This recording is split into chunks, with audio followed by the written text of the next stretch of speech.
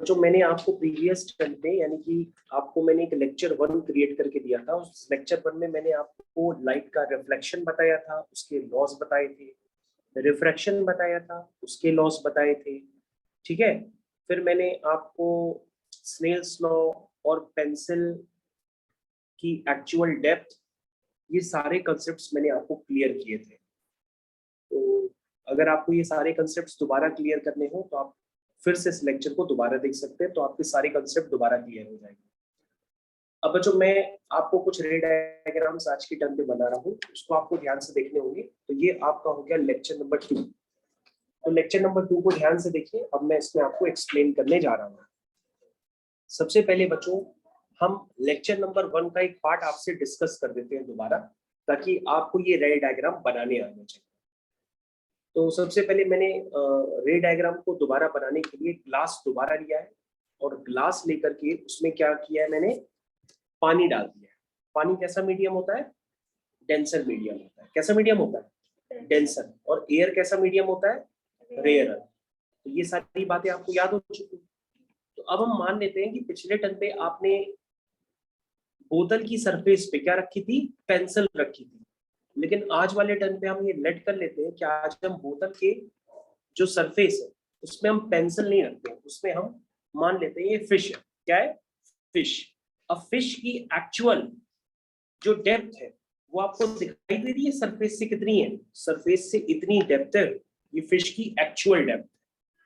समझ रहे हो?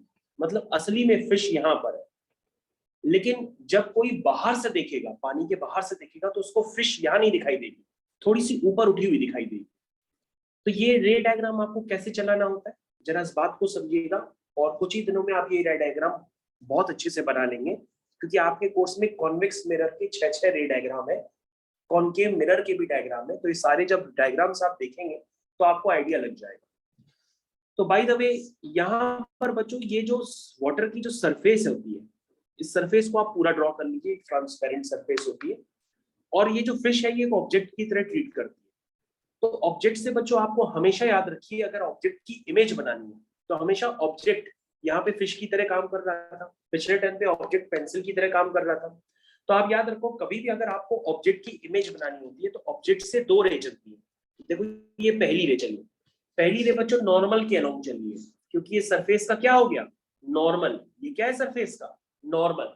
जो रे नॉर्मल के अलोंग जाती है उसमें कोई डेविएशन नहीं होता, वो सीधी चली जाती है। लेकिन जो रे थोड़ा सा बेंड करके गई, जैसे दूसरी वाली रे गई, तो उसमें आपको क्या देखना पड़ेगा कि उस रे का एक्चुअल पाथ क्या है, वो आपको समझना पड़ेगा।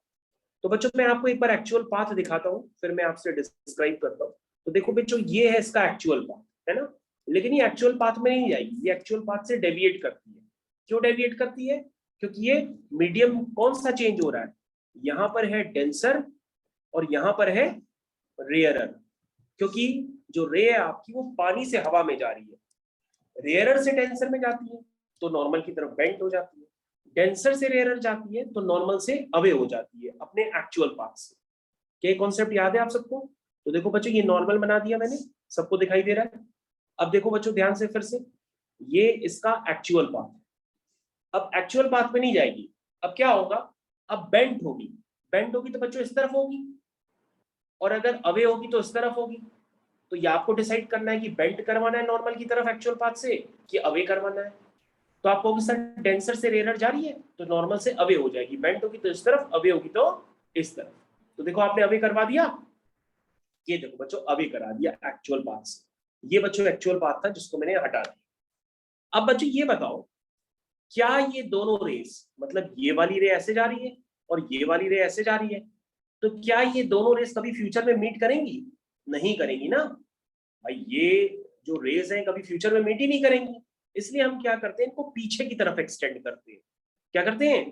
पीछे की तरफ एक्सटेंड करते हैं। देखो बच्चों हम पीछे की तरफ एक्सटेंड कर रहे हैं, ये देखो ये वाली रे हम पीछे की तरफ एक्सटेंड कर रहे हैं, किया एक्सटेंड।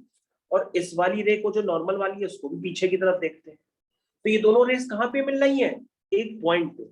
इस पॉइंट का नाम होता है आई।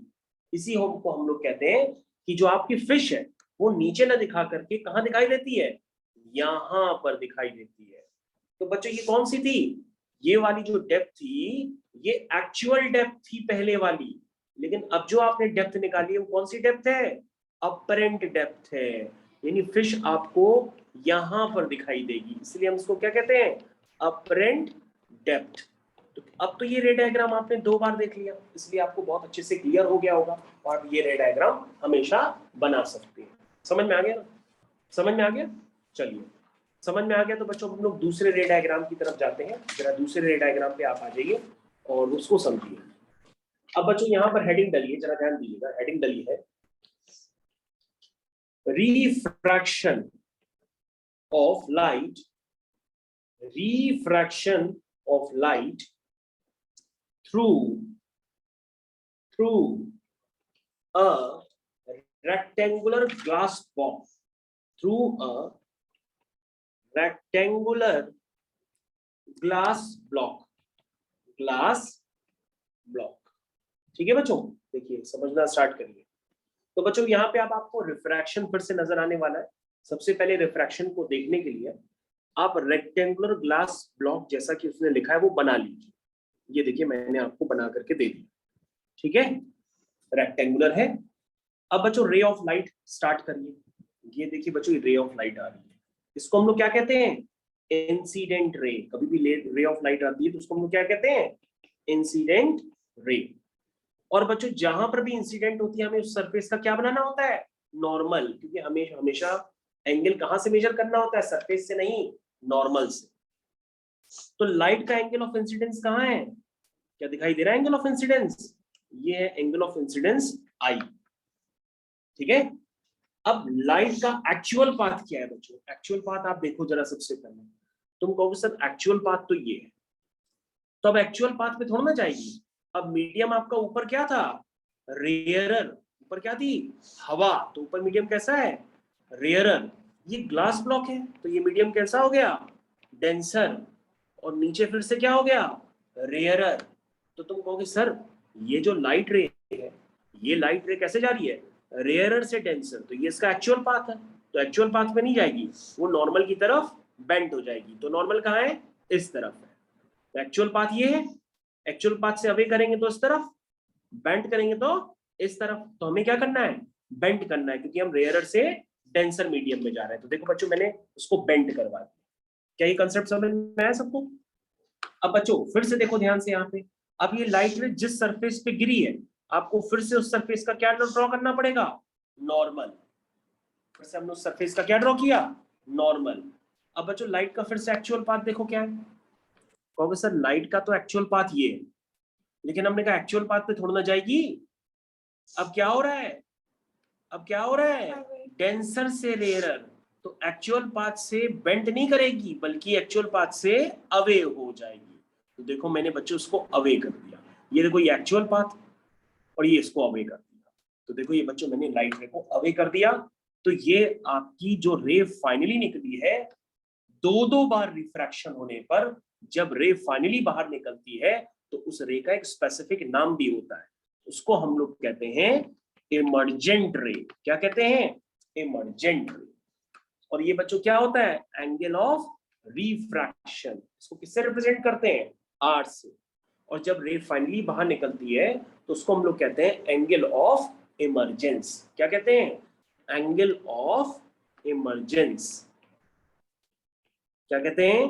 Angle of emergence. बोलो भाई, क्या ये बात समझ में आई कि यहाँ पर हमको क्या क्या देखने के लिए मिला? कहोगे सर बहुत कुछ देखने के लिए मिला। तो अब देखो उसमें क्या बातें तुमने सीखी, उसको दोबारा देखो। तुम दोबारा ये देखोगे कि सर लाइट तो एक्चुअल में ये थी। देखो लाइट एक्चुअल में ये थी, लेकिन उसमें 2 बार रिफ्रैक्शन हुआ तो लाइट कहाँ हो गई? यहां पहुंच गई। तो एक्चुअल पाथ क्या था लाइट का? ये। लेकिन मिला कहां? ये। तो ये जो डिफरेंस होता है इसको हम लोग क्या कहते हैं? इसको हम लोग कहते हैं पाथ डिफरेंस। क्या कहते हैं? Path difference. तो यही पाथ डिफरेंस आपको एग्जाम में शो करके दिखाना होता है। आप अपनी बुक में देखिए, वो पाथ डिफरेंस आपको दिखाया गया है। ये देखिए एक्चुअल लाइट रे और ये देखिए रिफ्रैक्टेड लाइट रे। और अगर आपको यहाँ पे देखना है तो देखिए एक्चुअल लाइट रे और रिफ्रैक्टेड लाइट रे, तो इनके बीच का ये क्या होता है? Path difference. तो ये पाथ डिफरेंस बच्चों आपको हमेशा एग्जाम में दिखाना होता है, ठीक है। इसे हम और भी क्या कहते हैं, इसका नाम होता है लेटरल डिस्प्लेसमेंट भी कहते हैं और पाथ डिफरेंस भी कहते हैं। तो आप लोग की बुक में देखिएगा लेटरल डिस्प्लेसमेंट भी लिखा हो सकता है और पाथ जो मैंने बताया, क्या बताया था, पाथ डिस्प्लेसमेंट वो भी लिखा हो सकता है। तो मैंने आपको बच्चों जो था ये बात काफी देर तक समझाई, अब आप इसको समझ गए होंगे। अगर आप सब अपनी बुक्स खोल करके बैठे हैं तो आपने लेटरल डिस्प्लेसमेंट देख लिया होगा। तो ये लेटरल डिस्प्लेसमेंट बच्चों हम रियलिटी में यहाँ पे आपको दिखाने जा रहे हैं, जरा समझिएगा बच्चों। ये देखिए, ये आपकी एक्चुअल लाइट थी ना, ये एक्चुअल लाइट, देखो बच्चों फिर से दिखाएं, ये देखो एक्चुअल लाइट थी नहीं, एक्चुअल लाइट देखी नहीं हो तुम लोग, ये देखो बच्चों ये एक्चुअल लाइट देखिए, ये एक्चुअल लाइट। और ये कौन सी लाइट है, ये फाइनली रिफ्रैक्टेड लाइट है। तो इनके बीच का जो आपको डिस्प्लेसमेंट मिल रहा है, उस डिस्प्लेसमेंट को क्या कहते हैं, लेटरल डिस्प्लेसमेंट। क्या कहते हैं, लेटरल डिस्प्लेसमेंट। और आप सब लोग अपनी बुक्स देखेंगे तो उसमें लेटरल डिस्प्लेसमेंट को किससे रिप्रेजेंट किया गया है, एक्स से। तो ये क्या होता है, एक्स इज लेटरल डिस्प्लेसमेंट। तो जब लाइट रे रेक्टेंगुलर ग्लास ब्लॉक से 2 बार रिफ्रैक्शन करती है तो उसमें क्या हो जाता है, लेटरल डिस्प्लेसमेंट हो जाता है। तो आपने रिफ्रैक्शन का डायग्राम तो समझ ही लिया होगा कि रिफ्रैक्शन का डायग्राम कैसे बना, और उसमें 2 बार रिफ्रैक्शन हुआ, एक बार पहली सरफेस से और एक बार दूसरी सरफेस से। समझ में आया सबको। चलिए बच्चों, इसके बाद बच्चों में हम लोग चर्चा करते हैं दूसरे रे डायग्राम पे। दूसरा रे डायग्राम है बच्चों प्रिज्म का। किसका है, प्रिज्म का। तो प्रिज्म बच्चों आप लोग के पास सभी के घर में भी है और आपने एक बार देखा भी था, मैंने आपको एक्चुअल में प्रिज्म दिखाया भी था कि प्रिज्म कैसा दिखता है। तो प्रिज्म का बच्चों वैसे तो 3D डायग्राम होता है, लेकिन आप अपनी बुक्स में देख रहे होंगे तो आपको प्रिज्म का एक 2D डायग्राम भी और 3D डायग्राम भी बना करके दिया गया है। तो आप अपना देखना चाहें तो आप अपनी बुक्स में भी देखते रहे। तो ये देखो बच्चों, ये एक प्रिज्म होता है। प्रिज्म मतलब एक इक्विलेटरल ट्रायंगल होता है, ठीक है। क्या होता है ये, एक इक्विलेटरल ट्रायंगल। और अगर आप इसको कंप्लीटली एज्यूम करना चाहते हैं कि ये कैसे दिखेगा, तो वो भी मैं आपको दिखाने की कोशिश करता हूं। बस आप साथ में बने रहिए, सबका साथ देखिए। तो ये एक 3D डायग्राम है बच्चों, जिसको मैं आपको कोशिश करूंगा कि मैं फील करा पाऊं कि ये 3D डायग्राम कैसे होगा। तो ये पीछे वाली सरफेस बच्चों दिखेगी नहीं, लेकिन फिर भी मैं आपको दिखाने की कोशिश कर रहा हूँ। ये पीछे वाली सरफेस देख रहे हो, ये दिखेगी नहीं, लेकिन फिर भी मैं इसको अलग से दिखाने की कोशिश कर रहा हूँ। तो आप इसको कंस्ट्रक्शन ही मान के चलिए। ये देखिए, ये दिख रही है ना ये। तो बच्चों ये एक प्रिज्म होता है। तो प्रिज्म सबको दिखाई दे रहा है। तो प्रिज्म में एक 3D टाइप की फीलिंग आ रही है आपको, कई सारी सरफेसेस दिख रही होंगी। ये देखिए, एक सरफेस ये है, एक सरफेस ये है, एक सरफेस यहाँ वाली है, एक सरफेस सामने वाली है और एक सरफेस पीछे वाली है। तो कितनी सरफेस होती है प्रिज्म में, 1 2 3 4 5, हाँ 5 सरफेसेस। मतलब 4 ऊपर है और एक नीचे है। क्यों भाई, 4 ऊपर है और एक नीचे है, तो इसको हम लोग क्या कहते हैं, प्रिज्म कहते हैं। तो ये बेटा प्रिज्म होता है। और ये इक्विलेटरल प्रिज्म होता है। तो इक्विलेटरल प्रिज्म की क्या प्रॉपर्टी होती है, जितने इसमें प्रिज्म एंगल होते हैं ना, वो सब क्या होते हैं, 60 डिग्री। क्या होते हैं, 60 डिग्री होते हैं, ठीक है। ये प्रिज्म का एक डायग्राम हो गया। लेकिन बच्चों आपके कोर्स में प्रिज्म की एक प्रॉपर्टी यूज की जाती है कि प्रिज्म में रिफ्रैक्शन जब होता है तो क्या होता है, तो उसके रे डायग्राम्स वगैरह आपसे पूछे जाते हैं। तो बच्चों इसका रे डायग्राम तो वैसे काफी फेमस है, तो मैं आपको उसका रे डायग्राम भी बताऊंगा। लेकिन आपको पता होना चाहिए कि प्रिज्म की प्रॉपर्टी होती है कि प्रिज्म को जब हम लाइट के सामने रखते हैं, सनलाइट जो कि व्हाइट लाइट भी होती है, प्रिज्म को जब हम सनलाइट यानी कि व्हाइट लाइट के सामने जब हम रखते हैं तो प्रिज्म क्या करता है, व्हाइट लाइट को 7 कलर्स में डिस्पर्स कर देता है और एक रेनबो जैसे कलर का फॉर्मेशन करता है। तो रेनबो में कौन से कलर होते हैं बच्चों, विबग्योर टाइप की, विबग्योर कहते हैं। Violet indigo, blue, green, yellow, orange, red, ये विब्ग्योर का फॉर्मेशन करता है। तो बच्चों मैं आपको दिखाता हूं कि किस तरह से प्रिज्म में रिफ्रैक्शन होता है, और प्रिज्म का रिफ्रैक्शन देख करके आप डिस्पर्जन देखेंगे कि किस तरह से यहाँ पे डिस्पर्जन हुआ।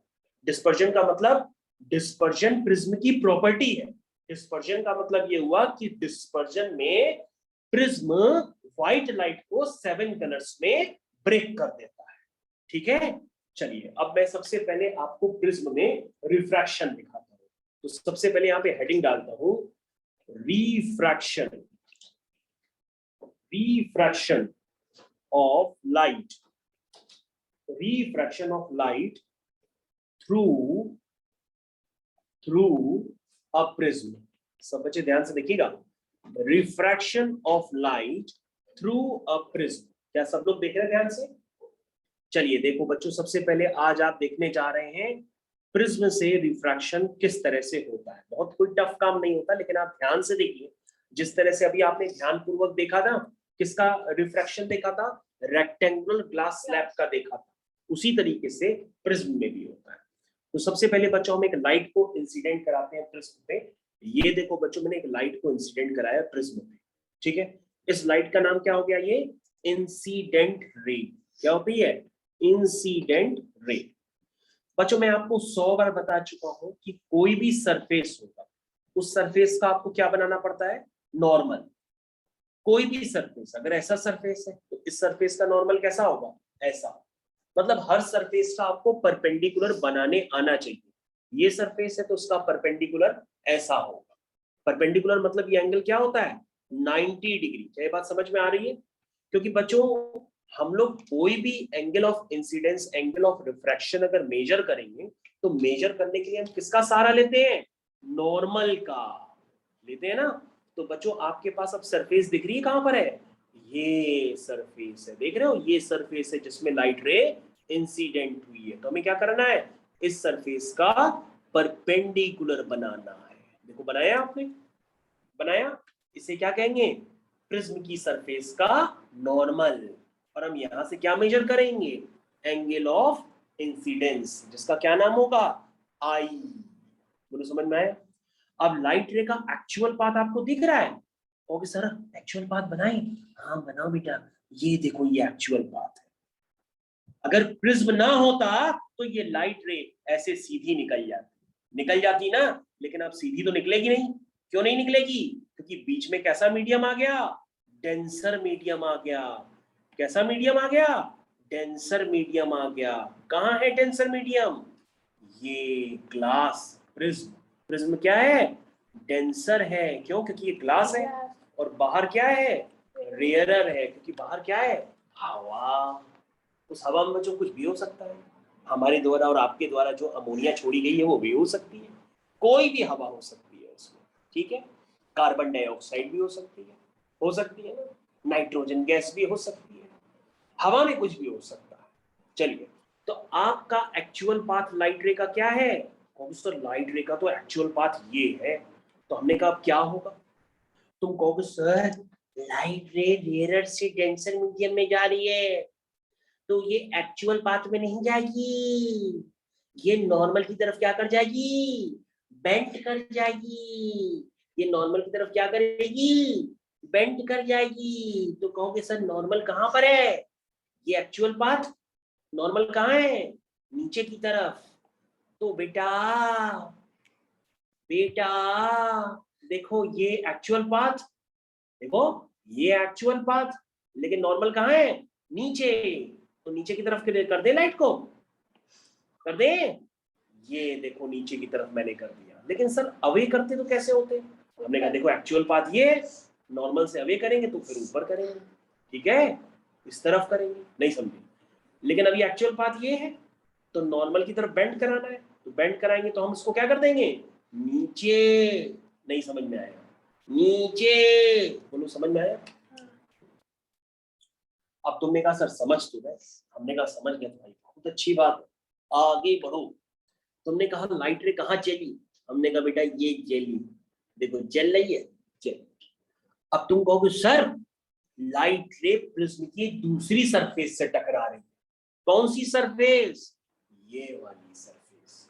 तो अब हम इस सरफेस का क्या ड्रॉ करेंगे, क्या ड्रॉ करेंगे, नॉर्मल। क्या ड्रॉ करेंगे, नॉर्मल, यानी इस सरफेस का परपेंडिकुलर। ये देखो परपेंडिकुलर। बोलो भाई समझ में आया, नहीं समझ में आया? क्योंकि लाइट रे जिस भी सरफेस पे गिरेगी हमें उसका बार बार क्या ड्रॉ करना पड़ेगा, नॉर्मल। अब तुम कहोगे सर एक्चुअल लाइट रे कहां पर है, कहां पर है, कहोगे सर ये है, कहाँ है, ये है। लेकिन सीधा थोड़ा ना जाएगी, कैसे जा रही है सर, आपकी लाइट रे डेंसर से रेयरर मीडियम में जा रही है, तो नॉर्मल से क्या होगी, अवे। तो एक्चुअल बात क्या है, ये बेंड करेंगे तो नॉर्मल की तरफ इस तरफ करेंगे, लेकिन बेंड थोड़ा ना करना है, एक्चुअल पाथ से नॉर्मल से अवे करना है, तो हमें अवे नीचे की तरफ कर दिया। बोलो भाई समझ में आया सबको? देखो ये बच्चों मैंने इसको अवे कर दिया, तो आपको दिखा लाइट रे प्रिज्म में कैसी चली, चला के दिखाओ, चला के दिखाओ। कहोगे सर ये चली, फिर ये, अरे कहोगे सर दूसरे डायग्राम में बना के दिखाते हैं। हाँ दूसरे डायग्राम में बना के दिखाओ कि लाइट रे प्रिज्म में कैसे चली, चली कैसे चली, ये चली, फिर ये चली, और फिर ये चली। ये उसका एक्चुअल रे डायग्राम है प्रिज्म में चलने वाली लाइट रे का। बोलो आनंद आया, बोलो आनंदेश्वर बाबा की जय हो। चलो समझ में आया? कहोगे सर ये रे डायग्राम तो बिल्कुल ही समझ में आ गया कि प्रिज्म में कैसे और किस तरह से लाइट रे चली। तो बेटा रे डायग्राम में बाकी चीजें लिख दो। कहोगे सर क्या लिखें? हमने कहा बेटा जो जो समझ में आए वो लिख दो। तो कहोगे सर एंगल ऑफ इंसिडेंस समझ में आ रहा है, और आपने बताया था जब रे फाइनली बाहर निकलती है तो उस रे का स्पेसिफिक नाम होता है, क्या नाम होता है, इमर्जेंट रे। जब कोई भी रे दो बार रिफ्रैक्शन के बाद फाइनली बाहर निकलती है तो उसको हम लोग क्या कहते हैं, इमर्जेंट रे।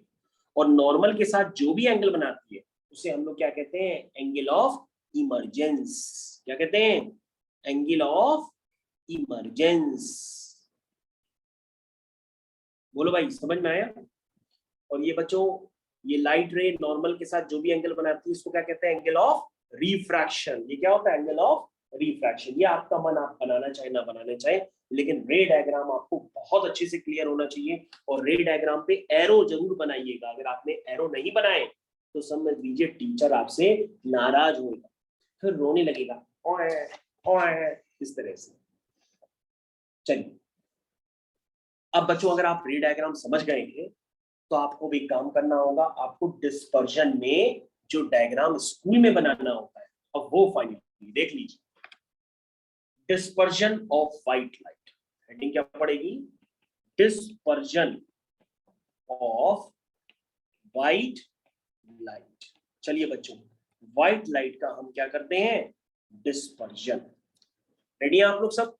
चलिए व्हाइट लाइट का डिस्पर्जन, कौन कौन रेडी है? चलिए आइए आइए, ये बच्चों आपका प्रिज्म। चलो बच्चों अब हम इतना ज्यादा एक्सप्लेन नहीं करेंगे, मैं आपको सीधा सीधा यहाँ पे कॉन्सेप्ट बताना स्टार्ट करता हूँ।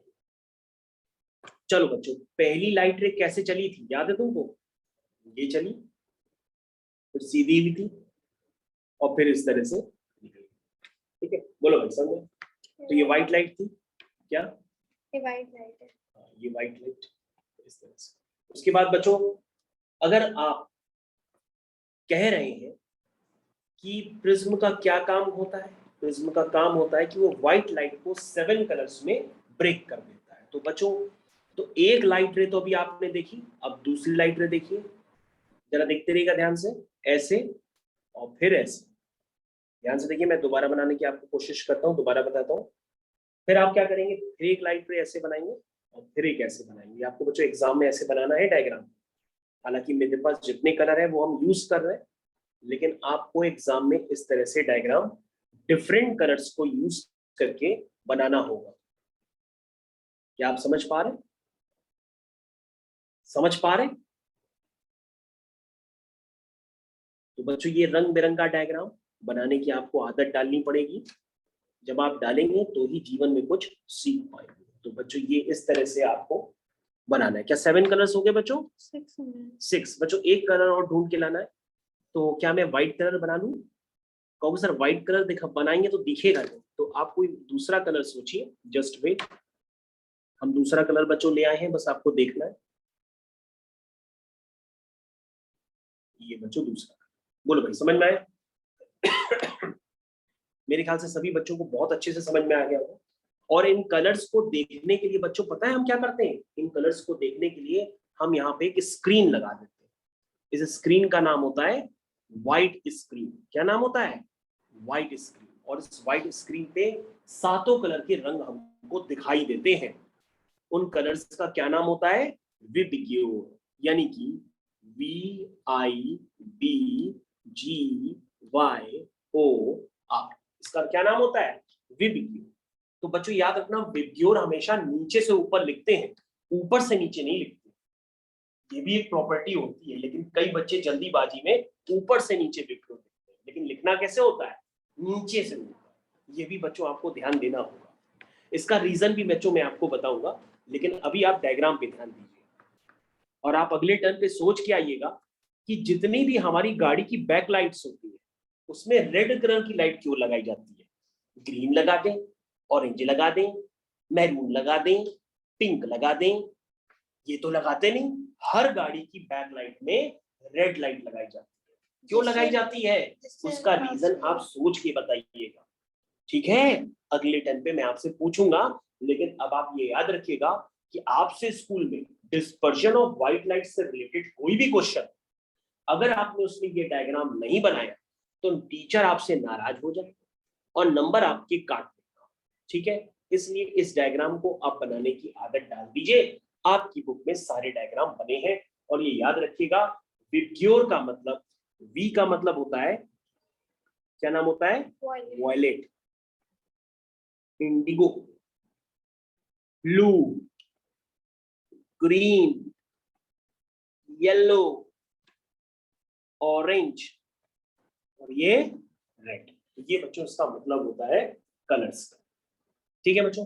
मेरे ख्याल से बच्चों ये कलर आपको बहुत अच्छे से समझ में आ गया। और अगर आप अपनी बुक अभी भी देख रहे होंगे तो आपको डिस्पर्जन के डायग्राम रियलिटी में आपको खूब सारे नजर आ रहे हैं। और बच्चों ये 7 कलर की जो छटा होती है ये आपको रेनबो में भी नजर आती है। किसमें? रेनबो में, ठीक है? तो मेरे ख्याल से बच्चों ये सारे कॉन्सेप्ट्स आपको क्लियर हो गए होंगे। अब एक छोटा सा पार्ट है, वो बहुत आराम से समझ लीजिए। उसका नाम होता है स्फेरिकल मिरर्स। क्या नाम है उसका? Spherical mirrors. उसका क्या नाम है? Spherical mirrors. तो बच्चों अब आपके सामने यहाँ पे एक नया डायग्राम बन के आ गया है। उसमें डायग्राम में हम लोग सीखेंगे कि स्फेरिकल मिरर्स आपको किस तरह से नजर आते हैं। तो बच्चों स्फेरिकल मिरर 2 तरह के होते हैं, एक होता है कॉन्वेक्स मिरर और एक होता है कॉनकेव मिरर। ध्यान से देखिए बच्चों, मैं आपको 2 तरह के मिरर बताना चाह रहा हूँ। तो बच्चों सबसे पहला मिरर मैं आपको बना करके दे रहा हूँ। एक बार मैं आपको बना दूंगा कॉनकेव और एक बार आपको बना दूंगा कॉन्वेक्स मिरर, ठीक है? क्या आप लोग सब रेडी है बच्चों? क्या आप लोग सब रेडी है बच्चों? देखिए सबसे पहले बच्चों ये मैं एक कलर ड्रॉ कर रहा हूँ। ध्यान से देखिएगा बच्चों, मैं यहाँ पे कलर ड्रॉ कर रहा हूँ।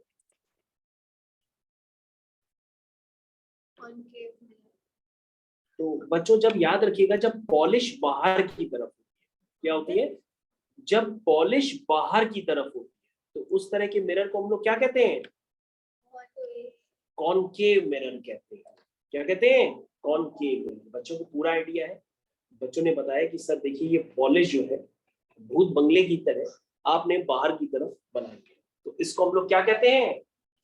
Concave mirror. तो बच्चों यहाँ पे लिखिएगा कॉनकेव मिरर। क्या लिखेंगे? Concave mirror. और ये बच्चों क्या होता है? सेंटर। ये क्या होता है? सेंटर।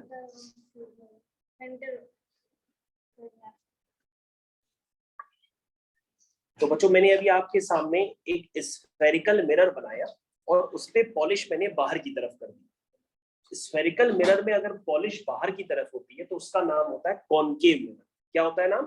Concave mirror. तो बच्चों अगर आप देखना चाहें तो मैं आपको कॉनकेव मिरर दिखाता हूँ। ये आपका कॉनकेव मिरर है, इसको हम लोग कहते हैं कॉनकेव मिरर। ठीक है, अब इस कॉनकेव मिरर में कई सारी बातों को डिफाइन किया जाता है, क्योंकि ये जो आपको नजर आ रहा छोटा सा टुकड़ा, इसको हम लोग कहते हैं कर्वेचर। ये किसका कर्वेचर है? इस स्फेरिकल मिरर का कर्वेचर। ये किसका कर्वेचर है? इस स्फेरिकल मिरर का कर्वेचर है। तो आपको कर्वेचर नजर आ रहा है? ये देखो, ये है कर्वेचर। ये किसका कर्वेचर है? इस स्फेरिकल मिरर का कर्वेचर। तो बच्चों यहाँ पे आपको कुछ नेमिंग याद रखनी होती है। नेमिंग क्या होती है? जैसे ये जो डिस्टेंस होती है, ये डिस्टेंस, इस डिस्टेंस को हम लोग कहते हैं इस कर्वेचर की रेडियस, और इसका क्या नाम होता है? Radius of curvature. क्या नाम होता है? Radius of curvature. Radius of curvature क्या नाम होता है? Radius of curvature. ठीक है, और बच्चों ये जो आपको नजर आ रहा है, ये इसको हम लोग कहते हैं सेंटर ऑफ कर्वेचर। क्या कहते हैं? इस कर्वेचर का सेंटर है, तो इसका नाम होता है सेंटर ऑफ कर्वेचर, जिसको हम लोग और भी बाद में कुछ और बुलाएंगे, लेकिन अभी आप नाम लिखिए सेंटर ऑफ कर्वेचर। तो बच्चों ये पार्ट आपको क्लियर होना चाहिए। तो आपको कभी भी स्फेरिकल मिरर बनाना हो तो पहले आप स्फेरिकल मिरर बना लीजिए, बाहर की तरफ पॉलिश कर लीजिए और उसका एक छोटा सा टुकड़ा कंसिडर कर लीजिए, जैसे ये, उसका नाम होता है कॉनकेव मिरर। तो कॉनकेव मिरर में पॉलिश बाहर की तरफ होती है, उसमें रेडियस ऑफ कर्वेचर होता है, सेंटर ऑफ कर्वेचर होता है। तो ये सारी बातें आपको बहुत अच्छे से क्लियर होनी चाहिए। और हमारे पास एक बच्ची बैठी है जिसका नाम है विधि। विधि की फरमाइश पे यहाँ पर क्या बनता है? पोल। इस पॉइंट को बच्चों और क्या कहते हैं? पोल। पोल को किससे रिप्रेजेंट करते हैं? पी से। पोल को किससे रिप्रेजेंट करते हैं? पी से। अब अभी अभी एक बच्ची पढ़ने आई है, वो कह रही है कि सर मान लीजिए आपने जूता पॉलिश बाहर की तरफ की है, अगर हम यही जूता पॉलिश अंदर की तरफ करें, तो हमने कहा भाई कर लो। तो एक बिटिया ने बताया कि सर अगर पॉलिश अगर आप अंदर की तरफ करेंगे, ये देखो बच्चों मैंने इसका एक टुकड़ा कंसिडर कर लिया, ठीक है, अगर ये पॉलिश आप क्या करेंगे? अंदर की तरफ करेंगे तो इसका क्या नाम होगा? Convex mirror. तो देखो मैंने बच्चों ये भूतिया पॉलिश अंदर की तरफ कर दी है, ठीक है, जिसको रात में देखते ही आप डर जाएंगे। तो इसका नाम होता है कौन सा मिरर? Convex mirror. ठीक है, और इसका सेंटर कहाँ है? ये सेंटर है, ठीक है ना, इसको हम कहेंगे सेंटर ऑफ कर्वेचर। क्या कहेंगे? Centre of curvature. This is centre of curvature. Centre of curvature, और this is called radius of curvature. ये क्या है? Radius of curvature. ठीक है बच्चों, अब क्या करेंगे? इसका हम पार्ट रफ कर देंगे, तो आपके पास कॉन्वेक्स और कॉनकेव मिरर दोनों आपको एकदम सुंदर बने हुए दिखाई दे रहे हैं बच्चों? सबको नजर आ रहे हैं? तो ये बच्चों आपके दो तरह के मिरर होते हैं, कॉनकेव और कॉन्वेक्स। और पिछले टाइम पे आपने कौन सा मिरर देखा था? Plane mirror. और आज आपने क्या देखा? कॉनकेव और कॉन्वेक्स मिरर। अब बच्चों यहाँ पर क्या होते हैं कि यहाँ पर अब आपको ध्यान से देखना पड़ेगा, और भी ज्यादा ध्यान से। तो बच्चों और ज्यादा ध्यान से देखने के लिए इस लेक्चर को हम ब्रेक कर देते हैं,